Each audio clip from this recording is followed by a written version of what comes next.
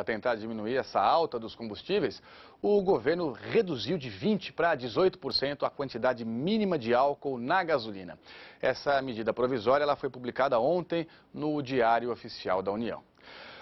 Uma saída para driblar o preço alto dos combustíveis seria usar o transporte coletivo, não é verdade? Seria, porque durante essa semana a gente mostrou que muita gente desiste de andar de ônibus por causa da superlotação. É o velho problema de São Paulo, né? A ampliação dos corredores é um dos itens do plano de 223 metas do governo de Gilberto Kassab, que está terminando o mandato em dezembro do ano que vem. Mais um levantamento feito por uma rede social mostra que só 24 metas já foram cumpridas e no caso dos corredores, o futuro não é nada animador. Essa é a Avenida Inajás de Souza, um dos principais corredores da Zona Norte de São Paulo. Olha, esse trânsito não anda. Se é difícil para quem vai de carro, imagine para quem vai espremido nos ônibus. Muitos motoristas e motoqueiros invadem o corredor exclusivo para os coletivos. Aqui é só ônibus, mas aí usa os carros também particular, então isso que atrapalha. Sabe o que é o mais esquisito aqui na Avenida Inajás de Souza? É que enquanto todas as manhãs, cada centímetro de asfalto é disputado naquelas pistas que vão em direção à Marginal Tietê, aqui no meio do canteiro tem uma pista livre, não passa carro, não passa caminhão, não serve para nada. Aliás, até serve de estacionamento. Serve também para o pessoal da Zona Norte fazer caminhada. Falaram na época que era para fazer corredor de ônibus. E era mesmo. Pelo programa de metas da Prefeitura, as obras de melhorias na Inajás de Souza deveriam ficar prontas até novembro. Em outros 24 quilômetros de corredores, em junho. Todos os projetos não passaram ainda da fase de licitação. Também está prevista a construção de mais 66 quilômetros de vias para os ônibus.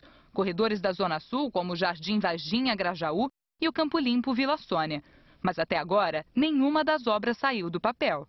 O coordenador da Rede Nossa São Paulo, que acompanha os trabalhos da Prefeitura, diz que importantes corredores de ônibus que seriam criados, como o da Faria Lima e o da Berrini, foram retirados das metas da Prefeitura. No lugar, entrou o monotrilho da M-Boi Mirim. É como considerar, por exemplo, o metrô como corredor de ônibus, né? Não tem a mesma capacidade, não abre espaço na via pública para transporte coletivo, né? Então é uma outra concepção. Márcia não vai mais de carro para o trabalho. Ela está na torcida para que novos corredores de ônibus sejam logo criados. Porque eu vi os ônibus passando e eu ficando atrás. Ficava com inveja. Então eu falei, eu vou deixar meu carro na garagem que eu ganho mais. Eu tenho fé, vai melhorar.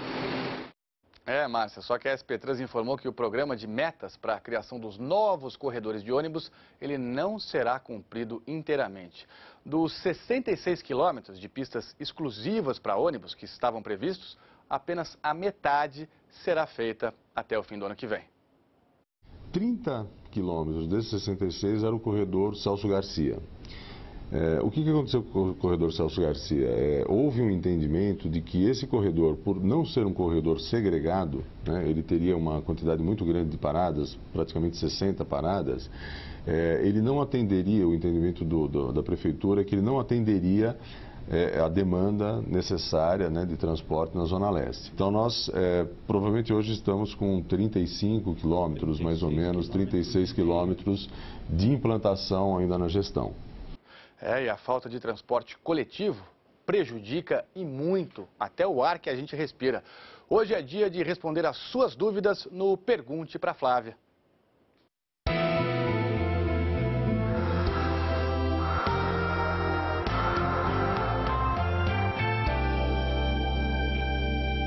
Chegando centenas de dúvidas e perguntas aqui no Respirar e a gente selecionou algumas para responder hoje. O Sérgio Ristori de São Paulo quer saber qual veículo polui mais, carro, moto, ônibus ou caminhão.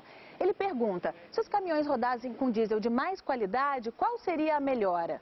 Ouvimos o secretário municipal do Verde e do Meio Ambiente e 2 especialistas no assunto. Veja. Hoje, como os automóveis já estão com catalisador de 3 vias, que reduziu muito a poluição deles, hoje os caminhões e ônibus são os maiores poluidores, principalmente de material particulado e óxidos de nitrogênio, que são poluentes locais. O maior vilão pela emissão de material particulado, que é a fumaça preta que a gente enxerga, são os caminhões e ônibus, os veículos movidos a diesel. Se a gente analisar em termos de uso ou de emissão per capita, um ônibus, por exemplo, ele emite, em termos absolutos, mais material particulado. Mas, em compensação, ele carrega muito mais passageiros do que uma moto, que vai usualmente com uma única pessoa. Por incrível que pareça, uma moto chega a poluir por 7 carros. Então tudo depende muito, né? Os veículos movidos a diesel poluem mais, mas se levarmos em conta a quantidade de pessoas ou de carga que eles levam, podem poluir menos individualmente. Agora, para responder a segunda parte da questão, a gente ouviu o coordenador nacional do projeto Ônibus Brasileiro a Hidrogênio. Veja o que ele diz. O nosso futuro, do ponto de vista de poluição ambiental, é atuar em cima do diesel para a gente ter cada vez mais controle das emissões e um diesel menos poluente. Paralelamente, implementar mais ônibus elétrico, ônibus a etanol e a médio prazo o ônibus a hidrogênio. Então a resposta é sim. Um diesel mais limpo diminui e muito a emissão de poluição no ar. O Clodoaldo Maziero diz que sabe que os maiores poluidores são ônibus e caminhões e quer saber o que a prefeitura está fazendo em relação aos ônibus e por que ela não investe mais nos trólebus, que são um meio de transporte não poluente. Veja o que diz o secretário municipal de transporte sobre isso. Já utilizamos 5% de biodiesel em toda a frota, 20% de biodiesel em mais de 1.200 ônibus. Estamos readequando a rede de trólebus para adquirir novos carros, devemos adquirir em torno de 200 carros até o final do próximo ano. E testando outros combustíveis alternativos, como o diesel feito a partir da cana-de-açúcar e outros combustíveis alternativos para que você elimine essa utilização de combustível fóssil até o final de 2018. Nós vamos acompanhar essas promessas todas, viu, Clodoaldo? O Donizete Ferreira de Lima, de Carapicuíba, o Daniel Barbosa, da capital, querem saber se existe algum programa de substituição de frota de ônibus, a exemplo do que é feito na Cidade do México. Nós mostramos aqui numa das reportagens do Respirar. E quem responde é o Celso Lopes, da SP Trans. A substituição é permanente. Existem limites de idade máxima de ônibus, que é de 10 anos, e a idade média que tem que ser de 5 anos. Então as substituições são permanentes. O Robert Vieira diz que tem um carro ano 97 emplacado em Santo André. E ele quer saber se é obrigado a fazer a inspeção veicular. A resposta, Robert, é não. Somente carros emplacados aqui na capital têm que passar pela vistoria obrigatória. Mas essa é uma questão polêmica, viu? O Abel Duarte, a Sarita Coraçari, o Devair Malaman e o Wagner Alcáce, todos de São Paulo, questionam por que a inspeção não vale para outras cidades do estado. E até para cidades de outros estados, né? Já que pela capital circulam veículos vindos de todo o país. O Abel, inclusive, diz que muita gente emplaca o carro em outro município só para fugir da inspeção. Veja o que disse sobre isso o secretário Eduardo Jorge. Uma pessoa que faz uma coisa dessa não gosta da família dele, porque está prejudicando a saúde dos filhos dele. Bom, essa é a pessoa que tira o carro daqui para licenciar fora. Agora tem um problema das cidades vizinhas. São 700 mil, 800 mil veículos de cidades vizinhas que entram em São Paulo todo dia. São bem-vindos para trabalhar, para comprar, para passear, mas precisam vir regulados, né? Por que não vem? Porque há 2 anos está parado na Assembleia Legislativa uma lei que o governador mandou, criando a inspeção nas regiões metropolitanas aqui do entorno, na Baixada Santista, em Campinas. A Assembleia precisa votar.